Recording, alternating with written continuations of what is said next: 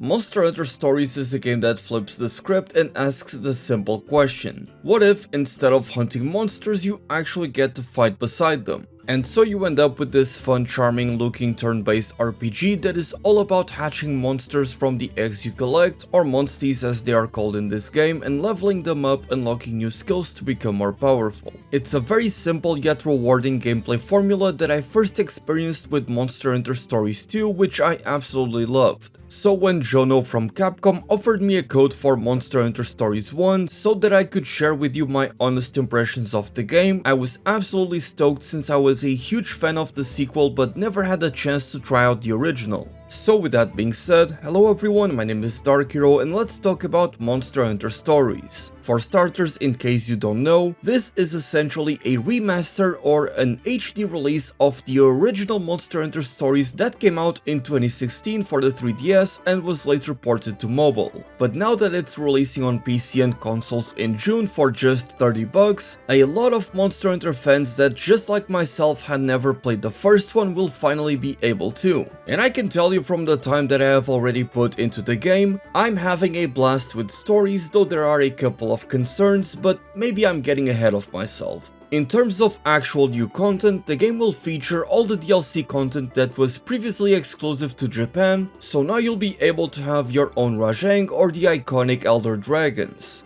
The game is also now fully voiced, both in English and Japanese, which wasn't the case before, and then there's the museum mode, which is kinda like a PNG viewer where you can look at some admittedly cool concept art. In terms of presentation, Monster Hunter Stories looks absolutely gorgeous, much like its sequel, although with a bit less detail in some textures and animations, and features a beautiful whimsical score that greatly complements the overall experience. And one thing that I will point out is that I was really caught off guard by the quality of the CG cutscenes. They sort of remind me of the ecology videos that you would see in the older titles in the series, which was really cool. Having said that, in this game you'll be taking on the role of a rider, not a hunter. As you play through it, you'll be accompanied by your own monsties, monsters that you can hatch from eggs that you can find in special dens that are scattered throughout the world. And in turn-based combat, you then have a party of said monsties that you can swap between depending on what is most favorable for each situation. Because in this game, combat works kind of like a rock, paper, scissors system, with each attack having a corresponding type, power, speed, and technique, with one beating the next. And what's cool is that if you know the monsters from playing other games in the Monster Hunter franchise, you will come to expect that, for example, Nargacuga, being such a fast and agile monster, is more prone to using speed attacks, and therefore you instinctively know to counter Nargacuga's speed with technique attacks. So knowing and learning about each monster is key towards your success in combat, though at the same time it's not like you yourself don't participate in combat. On the contrary, you are side by side with your monstie and are able to swap between different weapons that can offer different advantages in combat, as you can, for example, swap to the hunting horn to perform a melody and apply a buff to yourself or your monstie, change to a fire sword and shield or an ice hammer to exploit a monster's weakness, or just take out the big greatsword to deal big PP damage. Of course, you've also got your own armor that offers different bonuses and that you can upgrade. And as you fight in combat, you'll fill up your kinship gauge, which then allows you to ride your monstie and perform a special cinematic attack that can go from some ludicrous fun stuff to some crazy over-the-top attacks. I would argue that playing through the entire game just to see these attacks is worth it. But then a very cool thing about Monster Hunter Stories is that not all monsters are made equal. In fact, whenever you hatch a monstie egg, they're going to come with different stats. And that entire facet of the game of customizing and tailoring every single monstie to your own unique preferences and playstyles is one of the core systems that, when taken in conjunction with the combat, makes for a very fun and rewarding experience. As you have come to expect from all Monster Hunter titles, you can easily find yourself losing dozens if not hundreds of hours just customizing your own preferred loadouts. And that is no different here in Monster Hunter Stories, although it may not have as much depth in some aspects as the second game. Now I will point out that the combat can get somewhat repetitive, and it is certainly for the most part very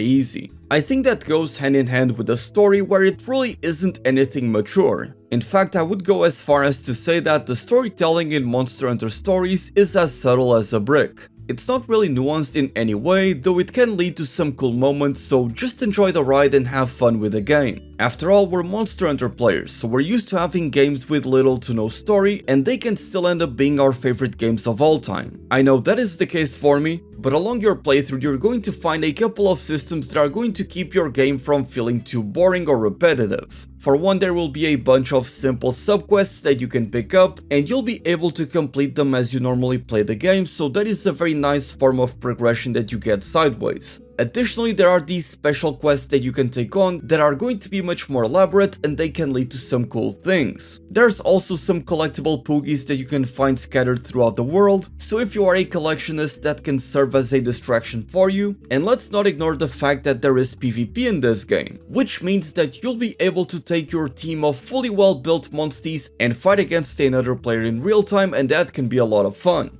Overall, I'm very impressed with the game and I'm having a blast with Monster Hunter Stories, though I am still in the first half of the game. Now, I do have a couple of gripes with the game that I want to go over, with the first one being that there are only 4 different weapons available in this game, those being the Greatsword, Sword and Shield, Hammer, and surprisingly, the Hunting Horn. So not even a single ranged weapon. It ends up feeling a bit more limited than I would like to, but the gameplay formula more than makes up for it with how fun and rewarding it is. Now, my second nitpick, and some of you are going to call me crazy, is that some of the game's sound effects, particularly the ones regarding the menus, sounded, for a lack of a better word, very old. It's as if they were taken straight out of the 3DS, which was a huge contrast with the beautiful music and the high quality voice acting. I mean, just take a listen real quick.